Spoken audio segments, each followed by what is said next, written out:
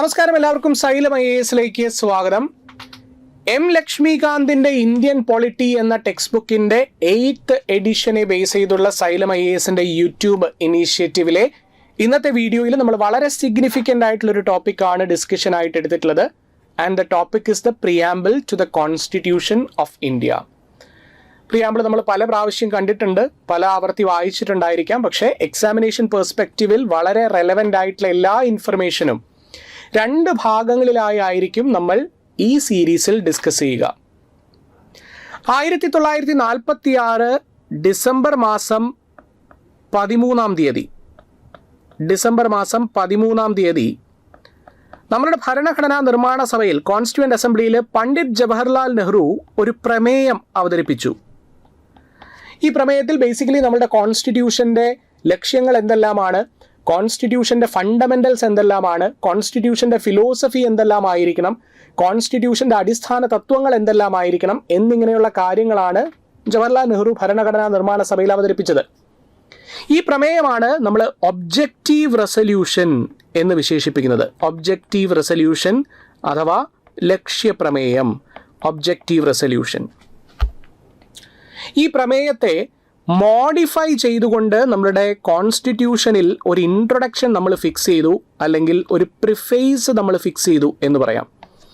ഈ ഇൻട്രൊഡക്ഷൻ അല്ലെങ്കിൽ പ്രിഫേസ് ആണ് preamble to the constitution of India. അപ്പോൾ ബേസിക്കലി നമ്മളുടെ ഭരണഘടനയ്ക്ക് ഉള്ള ഒരു ആമുഖമാണ് പ്രിയാമ്പിൾ. നമ്മളുടെ കോൺസ്റ്റിറ്റ്യൂഷൻ ഉള്ളൊരു മുഖവുരയാണ് പ്രിയാമ്പിൾ എന്ന് പറയാം.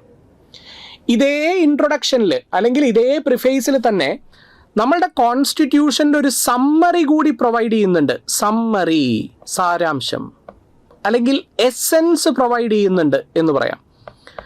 ആൻഡ് ഒബ്വിയസ്ലി നമ്മൾക്കൊരു സംശയം തോന്നാം, എന്തുകൊണ്ടാണ് ഈ ഇൻട്രൊഡക്ഷനിൽ തന്നെ നമ്മുടെ കോൺസ്റ്റിറ്റ്യൂഷൻ്റെ സമ്മറി പ്രൊവൈഡ് ചെയ്യുന്നത്? അത് അവസാനം കൊടുത്താൽ പോരായിരുന്നോ? അതല്ലേ പതിവ്, അതല്ലേ കീഴ്വഴക്കം എന്ന് സംശയം തോന്നാം. നിങ്ങൾക്കറിയാം, നമ്മുടെ കോൺസ്റ്റിറ്റ്യൂഷൻ ഓഫ് ഇന്ത്യ എന്ന് പറയുന്നത് ലോകത്തിലെ തന്നെ ഏറ്റവും ലെങ്തിയസ്റ്റ് റിട്ടൺ കോൺസ്റ്റിറ്റ്യൂഷൻ ആണല്ലേ. ഇപ്പോൾ ലോകത്തിലെ ജനങ്ങൾക്ക് കോൺസ്റ്റിറ്റ്യൂഷൻ അല്ലെങ്കിൽ ഇന്ത്യ എന്താണ് എന്നറിയണമെന്നുണ്ടെങ്കിൽ ഈ ലെങ്തിയസ്റ്റ് ഡോക്യുമെൻ്റ് മുഴുവൻ വായിച്ചറിയുക എന്ന് പറഞ്ഞാൽ അവരതിനു വേണ്ടി സമയം ചെലവഴിക്കില്ല. അപ്പോൾ ലോകത്തിലെ ജനങ്ങൾക്ക് ഇന്ത്യൻ കോൺസ്റ്റിറ്റ്യൂഷൻ എന്താണ് അല്ലെങ്കിൽ ഇന്ത്യ എന്താണ് എന്നറിയണമെന്നുണ്ടെങ്കിൽ അവർക്ക് അതിനൊരു എളുപ്പവഴി നൽകണം. അതുകൊണ്ടാണ് നമ്മൾ കോൺസ്റ്റിറ്റ്യൂഷൻ്റെ ഇൻട്രൊഡക്ഷനിൽ തന്നെ, കോൺസ്റ്റിറ്റ്യൂഷൻ്റെ പ്രിഫേസിൽ തന്നെ എന്ത് പ്രൊവൈഡ് ചെയ്യുന്നത്? കോൺസ്റ്റിറ്റ്യൂഷൻ്റെ ഒരു സമ്മറി, അല്ലെങ്കിൽ കോൺസ്റ്റിറ്റ്യൂഷൻ്റെ ഒരു എസെൻസ്, അല്ലെങ്കിൽ കോൺസ്റ്റിറ്റ്യൂഷൻ്റെ ഒരു ജ്യൂസ് പ്രൊവൈഡ് ചെയ്യുന്നത്. ലോകത്തിൽ അമേരിക്കൻ കോൺസ്റ്റിറ്റ്യൂഷനാണ് ആദ്യമായി പ്രിയാമ്പിളിൽ നിന്ന് ആരംഭിക്കുന്നത്. ഈ അമേരിക്കൻ കോൺസ്റ്റിറ്റ്യൂഷനിൽ നിന്ന് സ്വാധീനം ഉൾക്കൊണ്ടാണ് നമ്മളും എന്ത് തീരുമാനിച്ചത്? We will start the constitution of India with the preamble to the constitution of India. അപ്പോൾ പ്രിയാമ്പിൾ എന്ന ആശയം ഇന്ത്യൻ കോൺസ്റ്റിറ്റ്യൂഷൻ കടമെടുത്തിരിക്കുന്നത് എവിടെ നിന്നാണ്? That is from the American constitution. And preamble എന്ന ഡോക്യുമെൻറ്റിനെ identity card of the constitution of India എന്നാണ് പ്രശസ്ത നിയമ പണ്ഡിതനായിട്ടുള്ള നാനി പൽക്കിവാല വിശേഷിപ്പിച്ചിട്ടുള്ളത്. Identity card of the constitution of India. ഇനി ബേസിക്കലി നമ്മുടെ പ്രിയാമ്പിളിൽ എന്തെല്ലാം കാര്യങ്ങളാണ് പരാമർശിച്ചിട്ടുള്ളത്? പ്രിയാമ്പിളിൽ 4 പ്രധാനപ്പെട്ട കാര്യങ്ങളാണ് മെൻഷൻ ചെയ്തിട്ടുള്ളത്. ഒന്നാമതായി നമ്മളുടെ പ്രിയാമ്പിൾ പരാമർശിക്കുന്നത്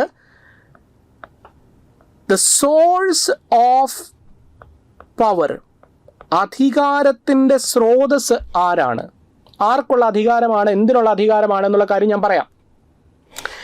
രണ്ടാമതായി പ്രിയാമ്പിളിൽ പരാമർശിച്ചിരിക്കുന്നത് എന്താണ് ഇന്ത്യൻ സ്റ്റേറ്റിൻ്റെ സ്വഭാവം എന്നുള്ളതാണ്. നമ്മൾ ഒരു ഡിപ്പെൻഡൻ്റ് ആണോ, ഒരു ആശ്രിത രാജ്യമാണോ, നമ്മളൊരു പുത്രികാ രാജ്യമാണോ, നമ്മളൊരു സ്വതന്ത്ര രാജ്യമാണോ, ഒരു പരമാധികാരമാണോ, നമ്മൾ ക്യാപിറ്റലിസ്റ്റ് ആണോ, സോഷ്യലിസ്റ്റ് ആണോ, സെക്യുലാർ ആണോ, നമ്മൾ ഡെമോക്രസി ആണോ എന്നിങ്ങനെയുള്ള എല്ലാ കാര്യങ്ങളും, അതായത് ഇന്ത്യൻ സ്റ്റേറ്റിൻ്റെ സ്വഭാവം എന്താണ് എന്നുള്ള കാര്യവും എവിടെ മെൻഷൻ ചെയ്തിരിക്കുന്നു? പ്രിയാമ്പിളിൽ മെൻഷൻ ചെയ്തിരിക്കുന്നു. So the nature of Indian state, nature of Indian state.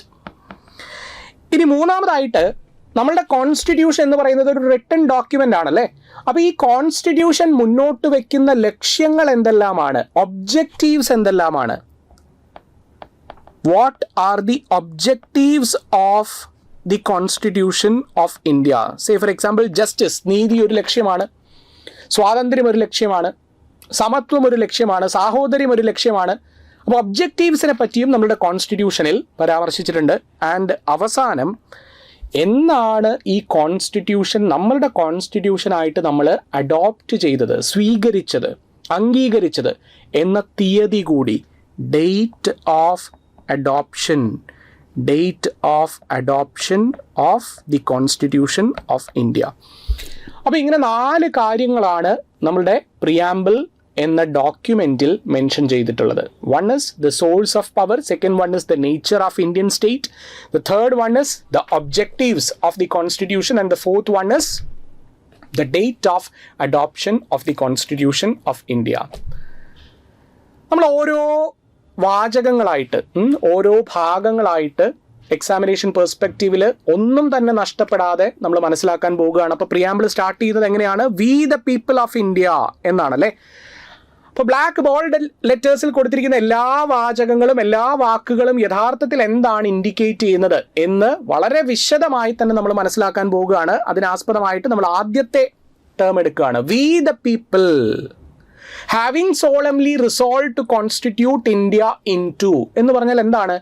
നാം ഇന്ത്യയിലെ ജനങ്ങൾ ഇന്ത്യയെ എന്തോ ആക്കി സംവിധാനം ചെയ്യാൻ പോകുകയാണ് എന്ന് പറഞ്ഞാൽ ആരാണ് ഇന്ത്യയെ എന്തോ ആക്കി സംവിധാനം ചെയ്യാൻ പോകുന്നത്? It is the people of India അല്ലേ. സോ കോൺസ്റ്റിറ്റ്യൂഷന് അധികാരം ലഭിക്കുന്നത് എവിടെ നിന്നാണ്? It is from the people of India. So the source of power is we the people. Constitution എന്തായിരിക്കാനുള്ള അവകാശമാണ് ജനങ്ങൾ നൽകിയിരിക്കുന്നത്? കോൺസ്റ്റിറ്റ്യൂഷന് നമ്മളുടെ രാജ്യത്തിൻ്റെ ഫണ്ടമെൻ്റൽ സുപ്രീം ലോ ആയി നിലനിൽക്കുന്നതിനുള്ള അവകാശം ആണ് നമ്മളുടെ ജനങ്ങൾ നൽകിയിരിക്കുന്നത്. So we the people of India having solemnly resolve to constitute India into എന്നതുകൊണ്ട് ഉദ്ദേശിക്കുന്നത് നാം ഇന്ത്യയിലെ ജനങ്ങൾ ഇന്ത്യയെ എന്തോ ആക്കി സംവിധാനം ചെയ്യാൻ പോകുന്നു, എന്തോ ആക്കി സ്ഥാപിക്കാൻ പോകുന്നു എന്ന് പറഞ്ഞാൽ it is the people of India. The source of power is the people of India. We provide the power to the constitution of India to be the fundamental supreme law of the land. നമ്മുടെ രാജ്യത്തെ പരമോന്നത നിയമ സംഹിതയായി കോൺസ്റ്റിറ്റ്യൂഷന് മുന്നോട്ട് പോകാനുള്ള അവകാശം നൽകിയിരിക്കുന്നത് ആരാണ്? It is the people of India. ജനങ്ങളാണ് കോൺസ്റ്റിറ്റ്യൂഷന് ഈ അവകാശം നൽകിയിരിക്കുന്നതെങ്കിൽ ഈ ജനങ്ങൾക്ക്, അതായത് എനിക്കോ നിങ്ങൾക്കോ ഈ കോൺസ്റ്റിറ്റ്യൂഷനെ മാറ്റി ഇവിടെ പാകിസ്ഥാനി കോൺസ്റ്റിറ്റ്യൂഷൻ പ്ലേസ് ചെയ്യാൻ പറ്റുമോ എന്നുള്ളതാണ് അടുത്ത ചോദ്യം. Can you individually replace the constitution of India? The answer is no. എന്തുകൊണ്ടാണ് നമ്മൾക്ക് കോൺസ്റ്റിറ്റ്യൂഷനെ റിപ്ലേസ് ചെയ്യാൻ പറ്റാത്തത്? കോൺസ്റ്റിറ്റ്യൂഷനെ റിപ്ലേസ് ചെയ്യാനുള്ള പെർമിഷൻ അല്ലെങ്കിൽ സാങ്ഷൻ നമ്മൾക്കില്ല. കോൺസ്റ്റിറ്റ്യൂഷനെ റിപ്ലേസ് ചെയ്യാൻ അല്ലെങ്കിൽ കോൺസ്റ്റിറ്റ്യൂഷനിൽ മാറ്റങ്ങൾ വരുത്താനുള്ള പെർമിഷൻ നൽകിയിരിക്കുന്നത് ആർക്കാണ്? It is to the parliament of India. എവിടെയാണ് ഇത് നൽകിയിരിക്കുന്നത്? ആർട്ടിക്കിൾ 368 എന്ന് പറഞ്ഞാൽ കോൺസ്റ്റിറ്റ്യൂഷൻ തന്നെ പറയുകയാണ്, the parliament of India you can modify me. Constitution തന്നെ ആർട്ടിക്കിൾ 368 പറഞ്ഞിരിക്കുകയാണ്, ജനങ്ങളുടെ വോട്ടോടുകൂടി തെരഞ്ഞെടുക്കപ്പെടുന്ന പാർലമെന്റിനാണ് എന്നെ മോഡിഫൈ ചെയ്യാൻ സാധിക്കൂ. Now the question is, constituent അസംബ്ലിക്ക് കോൺസ്റ്റിറ്റ്യൂഷൻ എഴുതാനുള്ള അധികാരം എവിടെ നിന്ന് ലഭിച്ചു? അത് ജനങ്ങളിൽ നിന്നാണോ? അല്ല. കാര്യം ആ സമയത്ത് നമ്മൾ ജനാധിപത്യമായിട്ടില്ല. കോൺസ്റ്റിറ്റ്യുവൻ്റ് അസംബ്ലിക്ക് കോൺസ്റ്റിറ്റ്യൂഷൻ എഴുതാനുള്ള അധികാരം ലഭിക്കുന്നത് 1946 ക്യാബിനറ്റ് മിഷനിൽ നിന്നാണ് എന്നുള്ള കാര്യം കൂടി ഓർത്തിരിക്കുക. So this is what you need to understand regarding the first part of the preamble to the Constitution of India, that is we the people of India. We the people means the source of power to the Constitution of India to be the fundamental supreme law of the land is provided from the people of India. Now എന്താണ് നമ്മളുടെ രാജ്യത്തിൻ്റെ സ്വഭാവം, Indian സ്റ്റേറ്റിൻ്റെ സ്വഭാവം? Indian state sovereign ആണ് എന്ന് പറഞ്ഞിരിക്കുന്നു അല്ലേ. We the people of India having solemnly resolve to constitute India into sovereign socialist secular democratic republic. നാം ഇന്ത്യയിലെ ജനങ്ങൾ ഇന്ത്യയെ പരമാധികാര സ്ഥിതി സമത്വ മതേതര ജനാധിപത്യ റിപ്പബ്ലിക്കായി സംവിധാനം ചെയ്യുന്നു. ഇതാണ് നമ്മളുടെ ലക്ഷ്യം. അല്ലെങ്കിൽ ഇന്ത്യൻ സ്റ്റേറ്റിൻ്റെ സ്വഭാവം ഇതാണ് എന്നാണ് പറഞ്ഞിരിക്കുന്നത്. അപ്പോൾ ഇന്ത്യൻ സ്റ്റേറ്റ് പരമാധികാരമാണ് എന്ന് പറഞ്ഞിരിക്കുന്നു. ആദ്യം സോവറിൻ, പരമാധികാരമാണ്. ഇന്ത്യൻ സ്റ്റേറ്റ് സോഷ്യലിസ്റ്റ് ആണ് എന്ന് പറഞ്ഞിരിക്കുന്നു, സെക്യുലർ ആണ് എന്ന് പറഞ്ഞിരിക്കുന്നു, ഡെമോക്രാറ്റിക് ആണ് എന്ന് പറഞ്ഞിരിക്കുന്നു, റിപ്പബ്ലിക് ആണ് എന്ന് പറഞ്ഞിരിക്കുന്നു. പക്ഷേ സോഷ്യലിസ്റ്റ്, സെക്യുലർ എന്നീ പറയുന്ന രണ്ട് വാക്കുകൾക്ക് നേരെ ഒരു ആസ്റ്ററിസ്ക് സിമ്പൽ ഞാൻ കൊടുത്തിട്ടുണ്ടല്ലേ. എന്തുകൊണ്ടാണ്? ഈ രണ്ട് വാക്കുകൾ 1950 നിലവിൽ വന്ന കോൺസ്റ്റിറ്റ്യൂഷൻ്റെ പ്രിയാമ്പിളിൽ ഇല്ലായിരുന്നു. ഈ രണ്ട് വാക്കുകളും നമ്മളുടെ കോൺസ്റ്റിറ്റ്യൂഷൻ്റെ പ്രിയാമ്പിളിലേക്ക് ഇൻസേർട്ട് ചെയ്യുന്നത് 1976 42ാമത് കോൺസ്റ്റിറ്റ്യൂഷണൽ അമെൻമെൻറ്റ് ആക്റ്റാണ്. സോഷ്യലിസ്റ്റ്, സെക്യുലാർ എന്നീ രണ്ട് ടേംസും നമ്മളുടെ പ്രിയാമ്പിളിലേക്ക് ഇൻസേർട്ട് ചെയ്യുന്നത്, ഇൻകൾക്കേറ്റ് ചെയ്യുന്നത് 1976 42nd കോൺസ്റ്റിറ്റ്യൂഷണൽ അമെൻമെൻറ്റ് ആക്റ്റാണ്. അപ്പോൾ ഒരു കാര്യം കൂടി ശ്രദ്ധിക്കുക, ഈ രണ്ട് വാക്കുകൾ മാത്രമല്ല, മറ്റൊരു വാക്കുകൂടി ഇതേ സമയം തന്നെ നമ്മളുടെ പ്രിയാമ്പിളിൽ ഇൻസേർട്ട് ചെയ്തിട്ടുണ്ട്. That is integrity. Okay, fine. അപ്പോൾ നമ്മൾ ആദ്യം എന്താണ് സോവറിൻ എന്നതിനെ പറ്റി മനസ്സിലാക്കാൻ പോവുകയാണ്. സോവറിൻ എന്ന് പറഞ്ഞാൽ എന്താണ്? സോവറിൻ എന്ന് പറഞ്ഞാൽ ഇൻഡിപെൻഡൻറ്റ് എന്നാണ് അർത്ഥം. ഇൻഡിപെൻഡൻറ്റ് എന്ന് പറഞ്ഞാൽ നമ്മളുടെ രാജ്യം പൂർണ്ണമായും സ്വതന്ത്രമാണ്. നമ്മളുടെ രാജ്യത്തെ സംബന്ധിച്ച ബാഹ്യ ആഭ്യന്തര കാര്യങ്ങളെല്ലാം തീരുമാനിക്കുന്നത് ആരാണ്? നമ്മളുടെ രാജ്യം തിരഞ്ഞെടുത്തിട്ടുള്ള ഒരു ഭരണ സംവിധാനമാണ് ഗവൺമെൻറ് ഓഫ് ഇന്ത്യ ആണ്. യാതൊരു തരത്തിലും മറ്റൊരു വിദേശ അധികാരം അല്ലെങ്കിൽ വിദേശ സാമ്രാജ്യത്വത്തിൻ്റെ അധികാര പരിധിയിലോ സ്വാധീനത്തിലോ ഇന്ത്യ നിലനിൽക്കേണ്ട ആവശ്യമില്ല. We are totally independent. That is what do you mean by sovereign? സ്വാഭാവികമായിട്ട് നിങ്ങൾക്ക് സംശയം ഉണ്ടായിരിക്കാം, നമ്മൾ ഐക്യരാഷ്ട്രസഭയിൽ മെമ്പറാണ്. ഐക്യരാഷ്ട്രസഭയിൽ 5 രാജ്യങ്ങൾക്കാണ് പെർമനൻ്റ് സ്റ്റേറ്റസ് ഉള്ളത്. ഈ 5 രാജ്യങ്ങൾ ഐക്യരാഷ്ട്രസഭയിൽ ഒരു തീരുമാനിച്ചു കഴിഞ്ഞാൽ, ഒരു ഡിസിഷൻ എടുത്തു കഴിഞ്ഞാൽ അത് മാത്രമാണ് നടപ്പിലാവുക. അപ്പോൾ സ്വാഭാവികമായും ഇന്ത്യ ഈ ഐക്യരാഷ്ട്രസഭയിൽ അംഗമാകുമ്പോൾ ഇത് നമ്മളുടെ പരമാധികാരത്തെ ബാധിക്കില്ലേ എന്ന് ചോദിച്ചാൽ ബാധിക്കില്ല എന്നാണ് ഉത്തരം. കാരണം ഐക്യരാഷ്ട്രസഭയുടെ ഒരു തീരുമാനമാണെങ്കിൽ പോലും that is not binding on India. ഇന്ത്യക്ക് പ്രയോജനപ്പെടുന്ന തീരുമാനങ്ങളാണെങ്കിൽ മാത്രമേ നമ്മൾ നടപ്പിലാക്കൂ.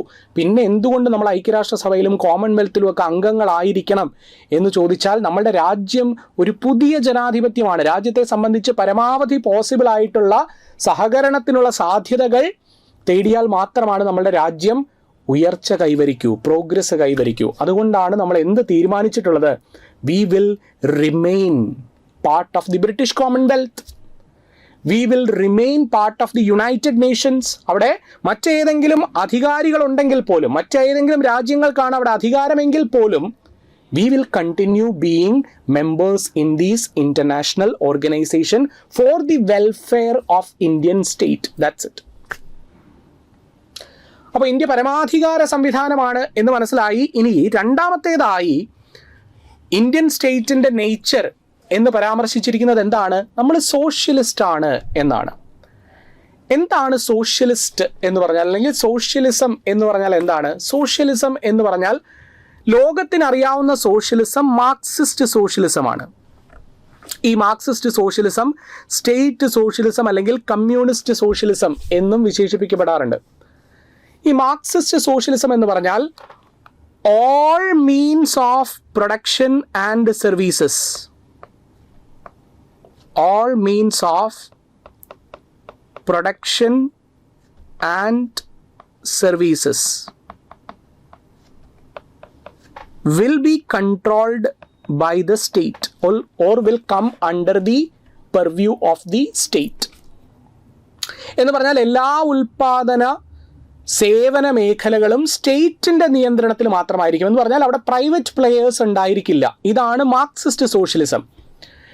സേ ഫോർ എക്സാമ്പിൾ വിദ്യാഭ്യാസം, ഗവൺമെൻറ് സ്കൂൾസ് മാത്രമേ ഉണ്ടായിരിക്കൂ. ആശുപത്രികൾ, ഗവൺമെൻറ് ആശുപത്രികൾ മാത്രമേ ഉണ്ടായിരിക്കൂ.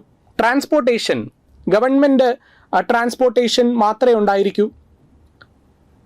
ആൻഡ് ഗവൺമെൻറ്റിന് ലഭിക്കുന്ന ലാഭത്തിൽ തുല്യമായിട്ടുള്ള വിഹിതം ഗവൺമെൻറ് ജനങ്ങൾക്ക് വിതരണം ചെയ്യുകയും ചെയ്യും. എന്ന് പറഞ്ഞാൽ മാർക്സിസ്റ്റ് സോഷ്യലിസം റിലൈ ചെയ്യുന്നത് എന്ത് പ്രിൻസിപ്പിളിലാണ്? ഇക്വാലിറ്റി. പക്ഷേ ഈ സോഷ്യലിസത്തിനൊരു പ്രശ്നമുണ്ട്. ഈ സോഷ്യലിസത്തിൻ്റെ പ്രശ്നം എന്താണ്? ഈ സോഷ്യലിസത്തിൻ്റെ പ്രശ്നം ലാഭവീതം തുല്യമായിട്ട് ജനങ്ങൾക്ക് വിതരണം ചെയ്യും എങ്കിൽ ജനങ്ങൾ കഷ്ടപ്പെട്ട് പണിയെടുക്കേണ്ട ആവശ്യമുണ്ടോ? ഇല്ല. അപ്പോൾ സ്വാഭാവികമായിട്ടും ജനങ്ങൾ മടിയന്മാരായി പോവും, മടിച്ചികളായി പോവും. ഇത് രാജ്യത്തിൻ്റെ വളർച്ചയെ പിന്നോട്ടടിക്കും. അതുകൊണ്ട് നമ്മൾ തീരുമാനിച്ചു we will go for a different socialism. അപ്പോൾ നമ്മളുടെ പ്രിയാമ്പിളിൽ സോഷ്യലിസം എന്നുള്ള വാക്ക് മാർക്സിസ്റ്റ് സോഷ്യലിസം അല്ല, സ്റ്റേറ്റ് സോഷ്യലിസം അല്ല, കമ്മ്യൂണിസ്റ്റിക് സോഷ്യലിസം അല്ല. നമുക്കൊരു ഡിഫറെൻ്റ് സോഷ്യലിസം ഉണ്ട്. ഈ ഡിഫറെൻ്റ് സോഷ്യലിസം എന്താണ്? It is democratic socialism. Democratic socialism എന്ന് പറഞ്ഞാൽ അവിടെ പബ്ലിക് സെക്ടർ മാത്രമല്ല, പബ്ലിക് സെക്ടറിനോടൊപ്പം എന്തുകൊണ്ടായിരിക്കും? പ്രൈവറ്റ് സെക്ടറും ഉണ്ടായിരിക്കും. Say for example, all India institute of medical സയൻസസിനോടൊപ്പം അമൃത ഇൻസ്റ്റിറ്റ്യൂട്ട് ഓഫ് മെഡിക്കൽ സയൻസസും ഉണ്ടായിരിക്കാം. ട്രാൻസ്പോർട്ട് ബസ്സിനോടൊപ്പം പ്രൈവറ്റ് ബസ്സും ഉണ്ടായിരിക്കാം. Say for example, Kerala state civil services അക്കാഡമിയോടൊപ്പം സൈലം IAS ഉണ്ടായിരിക്കാം. ഇതാണ് എന്ത്? ഇന്ത്യൻ ബ്രാൻഡ് ഓഫ് സോഷ്യലിസം അഥവാ ഡെമോക്രാറ്റിക് സോഷ്യലിസം എന്ന് പറയുന്നത്. Which means it is based on mixed economy. Mixed economy. ഇത് ഇക്വാലിറ്റിയിലല്ല ബേസ് ചെയ്തിരിക്കുന്നത്. It is on the basis of equality of opportunities. പബ്ലിക്കിനാണെങ്കിലും പ്രൈവറ്റിനാണെങ്കിലും ഓപ്പർച്യൂണിറ്റി ഉണ്ട്. നിങ്ങളുടെ കഴിവിനനുസരിച്ച് നിങ്ങൾക്ക് എക്സൽ ചെയ്യാം.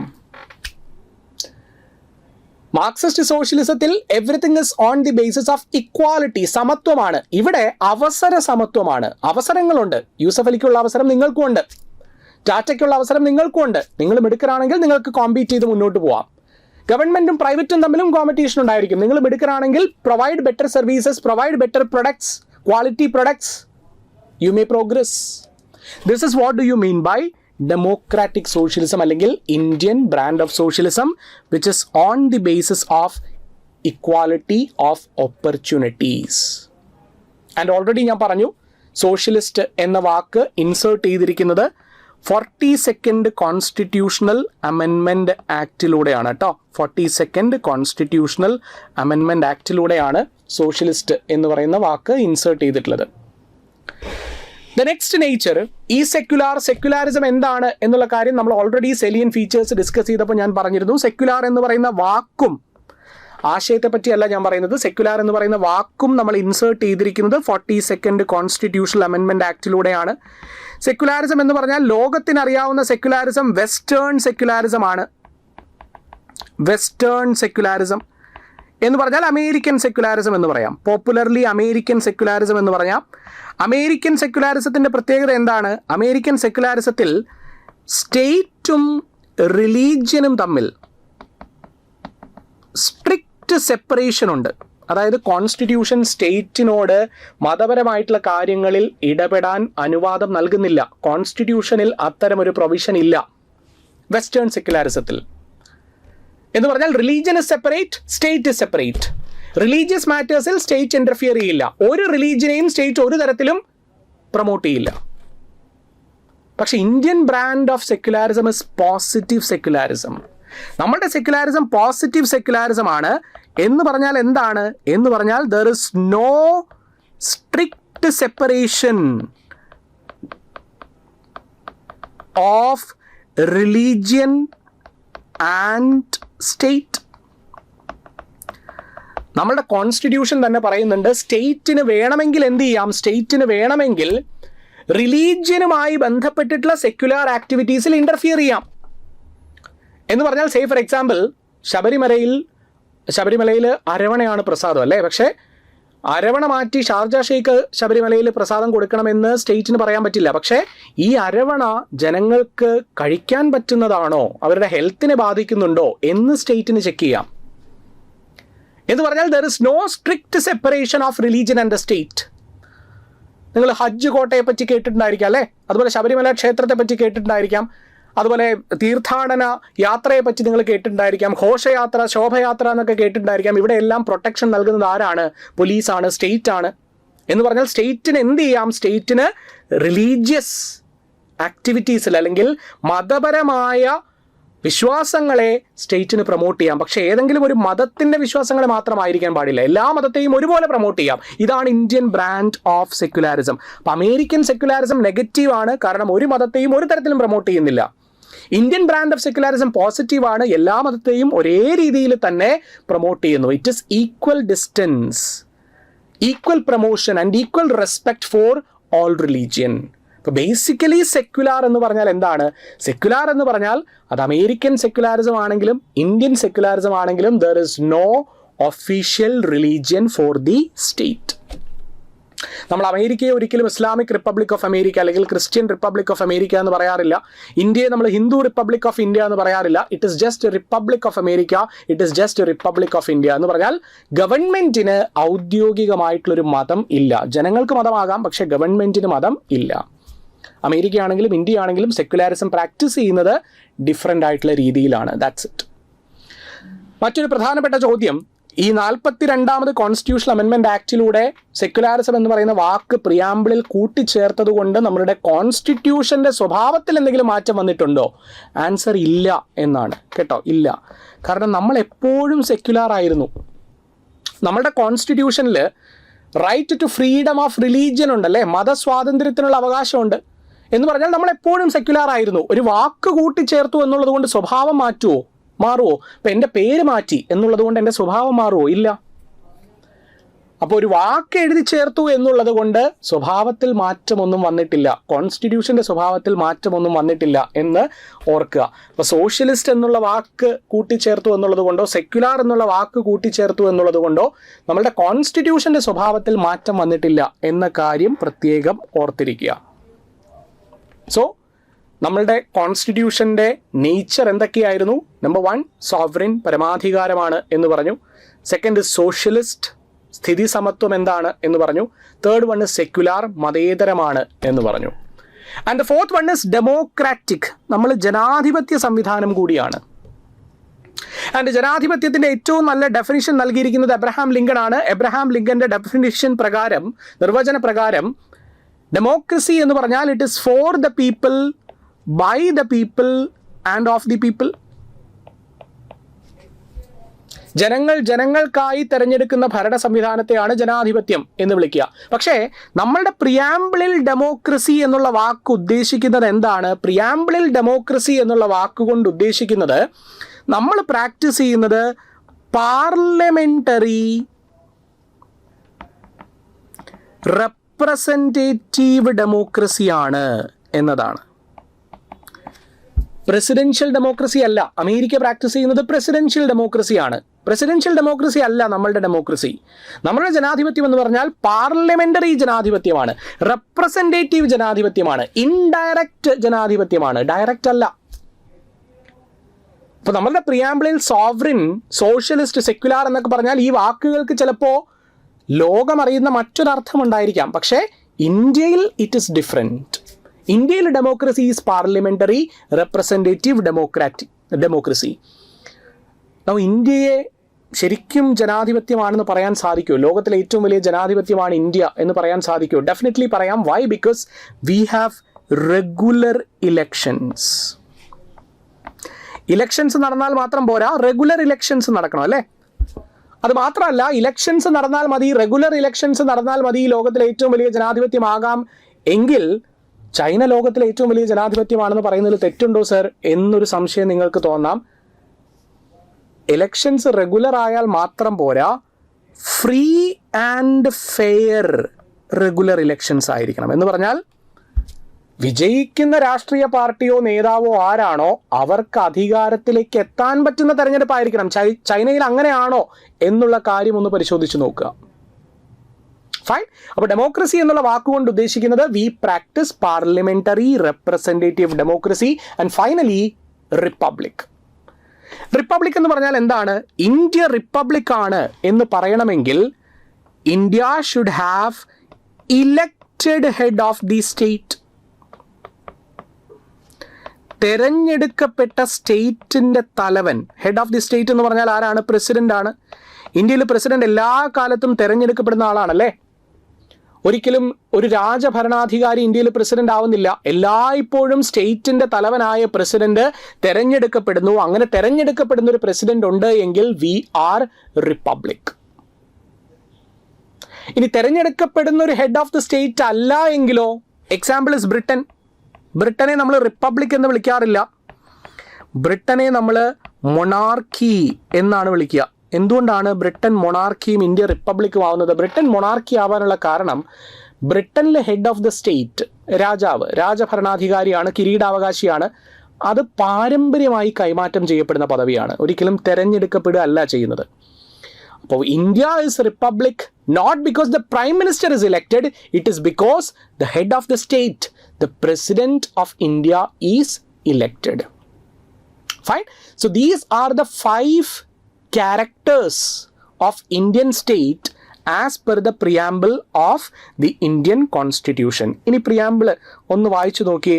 We the people of India having solemnly resolved to constitute India into sovereign, socialist, secular, democratic republic. നാം ഇന്ത്യയിലെ ജനങ്ങൾ ഇന്ത്യയെ പരമാധികാര, സ്ഥിതി, സമത്വ, മതേതര, ജനാധിപത്യ റിപ്പബ്ലിക്കായി സംവിധാനം ചെയ്യുന്നതിനും. That's it for today. അടുത്ത വീഡിയോയിൽ പ്രിയാമ്പിളിലെ ബാക്കി കാര്യങ്ങളുമായി കണ്ടുമുട്ടാം. Till then take care, good bye.